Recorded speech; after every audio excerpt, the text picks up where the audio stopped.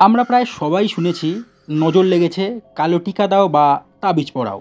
কিন্তু ভেবে দেখেছেন কখনো এই বিশ্বাসের শিকড় কতটা গভীরে পতিত? ফিরে চলুন আজ থেকে ৫,০০০ বছর আগে। মেসোপটেমিয়া, মিশর ও গ্রিসের মানুষরা বিশ্বাস করত ঈর্ষা ভরা দৃষ্টির মধ্যে লুকিয়ে থাকে অভিশাপ এবং ক্ষতি করার ক্ষমতা। এমনকি গ্রিক দার্শনিক সক্রেটিস ও রোমান কবি ভার্জিলের লেখায় পর্যন্ত এই বিশ্বাসের উল্লেখ পাওয়া যায়। এই বিশ্বাস থেকেই জন্ম নেয় একটি বিশেষ প্রতিরক্ষামূলক বস্তু, নজর অ্যামুলেট বা তাবিজ।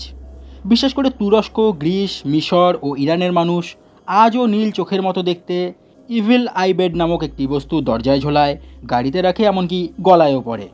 কারণ তাদের বিশ্বাস এই প্রতীক অশুভ নজরকে ফিরিয়ে দিতে পারে। ভারতে এই ধারণা আরও গভীরে গাথা।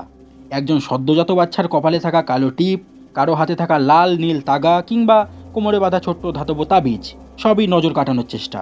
দেখুন, আপনি এটা মানতেও পারেন অথবা বলতে পারেন কুসংস্কার। তবে এটা আমাদের সভ্যতারই এক প্রাচীন ছায়া, যা সময় পেরিয়ে আজও আমাদের সঙ্গে চলেছে।